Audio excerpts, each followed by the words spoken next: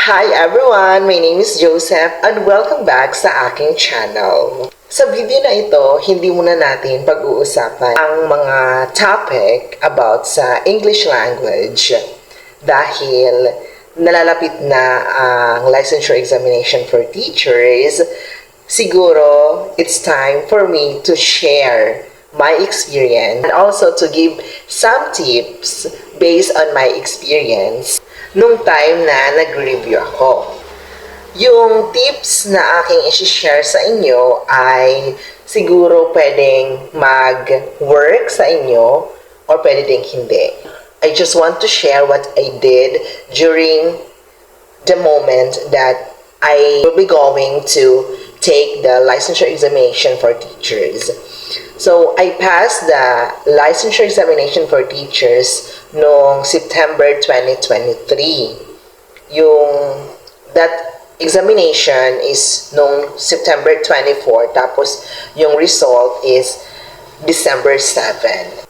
By God's grace, I passed the licensure examination for teachers. And finally, I am now a licensed professional teacher. However, hindi pa tayo nagtuturo ngayon kasi meron pa tayong ibang agenda na kailangan muna nating tapusin. During my review, nag-enroll ako sa isang review center. Before ako mag-decide na mag-exam, naisip ko na what if mag-self-review na lang ako kasi baka pala rin. Tapos, kasi yung iba na nakikita ko ng mga nakapasa is nag-self-review lang tapos nanonood lang sila ng mga drill sa YouTube or sa any content creator na nagpa-publish or nag-upload ng mga possible let questions sa exam. Tingnan natin kung makakaya ko. Hindi naman nakakasad na hindi ko nagawa yung plano ko na mag-self-review. Very thankful naman ako sa na-enrollan kong review center dahil they have provided lots of possible let questions na pwedeng mag-reflect or pwedeng lumabas during exam, and they helped me a lot during my review. Hindi ko napahabain yung mga nangyayari during exam or during review ko, basta ganun lang.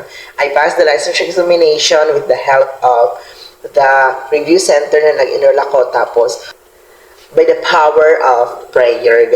This time, mag-share ako ng mga tips based on my experience dahil season na ng examination ngayon. The first one is yung sinasabi nating time management. Sa akin, hindi ko masyadong nabigyan ng justice, kumbaga, yung time management. Kasi nga, during my review at the same time, nag-work din ako sa aking current job ngayon. Hindi ko siya masyadong na-manage kasi nga, hinahaluan ko pa ng mga social media, ganon. Hindi maiwasan talaga na hindi tayo mag-scroll or mag-browse sa ating social media account. Yung time management ay ang pagkakaroon ng matrix ng schedule mo kung anong oras ka mag-review, kung anong oras ka dapat mag-chill muna. Yung sinasabi kong time management ay dapat meron kang matrix ng schedule mo kung anong oras ka dapat mag-review, anong oras ka dapat mag-chill or mag-relax habang nagbabrowse ng iyong mga socials. The second one is comprehend, not memorize. Yun din yung sinasabi ng mga lecturers namin nung nag-review ako na dapat kino-comprehend mo imbis na minememorize. Kasi yung comprehension, pag alam mo yung concept, na-comprehend mo yung concept, na-understand mo siya, kung ano ba talaga, kahit ano pang paikot-ikot ng question sa board is hindi ka malilito. Memorize mo yung concept, pero hindi mo kinomprehend, pwedeng ma-mental block ka. Pag na-mental block ka, kasi nag-memorize ka lang, possible, hindi ka makasagot. That's why it's better to comprehend, not to memorize. Pero hindi naman pinagbabawalan na hindi dapat mag-memorize, especially yung mga Republic Act, ganon. As in, memorization talaga yung kailangan doon. Kung nahihirapan ka mag-memorize, much better, i-comprehend mo na lang yung concept ng particular topic na yon or particular na pinag-aaralan mo. And the next one is, you need to take note everything. Kasi kung napifeel mo na itong word na to, na baka lumabas ito, kailangan mong i-take note siya. Kailangan hindi mo hayaan na wala kang na-take note. Kasi nga, wala kang babalikan or ma-review ulit pag balik mo sa bahay nyo or anywhere na pwede kang mag-scan ng iyong review materials. So, kailangan talaga mag-take note ka kung ano yung mga mga sa tingin mo na napaka-importanteng pwedeng lumabas sa board, kailangan i-take note mo. Especially yung mga nakikita mo sa mga pinapanood mo ng mga drills na paulit-ulit lumalabas, kailangan tinatandaan mo yung tinitake note mo na, ay, ito, paulit-ulit itong piniplay or dinidrills sa pinapanood ko or even sa review center ko, ay kailangan tandaan ko to. That's why. And the fourth one is, relax sometimes. Kailangan huminga ka muna. Kung napifeel mo na parang nai-stress ka na halo na yung kaba, halo na yung excitement, tapos na parang nagkakaroon ka ng anxiety na yung mga narvyo ko, bakit ito lang yung babasa ko pa lang, tapos yung mga kasabayan ko, ang dami na lang alam. Pag ganun na sa mga sitwasyon na parang nape-pressure ka na, mag-relax ka muna.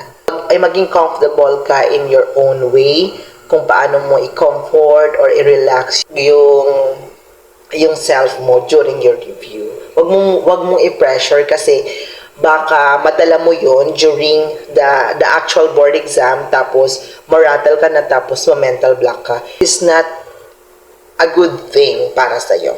And the fifth one is practice. Ayan, diyan na papasok yung mga drills, ganon. Kung kaya mong i-drills yung sarili mo, i-drills mo much better.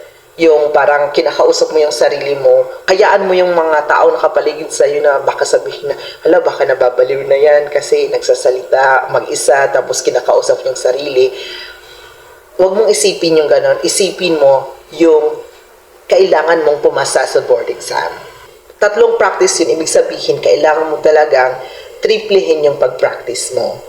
Lahat, kailangan patulan mo talaga. Lahat ng mga nakikita mo pag nag-browse ka, sagutan mo. Napakalaking tulong nun. Yun yung ginawa ko. Kahit sa TikTok, kasi nagsasagot talaga ako. Tapos during my free time, nanonood ako ng mga videos. Malaking tulong sila kasi hindi naman yung mga napanood ko ay lumabas talaga sa actual question sa board. At least napanood mo siya, tapos baka mag-iba yung ikot ng hangin, yun talaga yung lumabas sa board. So napanood mo, pwede mong masagutan. Tapos syempre yung panghuli, huwag nating ilayo yung sarili natin sa Panginoon. We need prayers na sana ibigay na yung isa sa mga pinakamalaking hiling natin. Ayan, so yun lamang guys. Thank you for watching. Sana na-inspire kayo ng konti or na nagkaroon kayo ng courage towards the tips that I give. Lang naman guys. Thank you for watching. See you on my next video. Bye!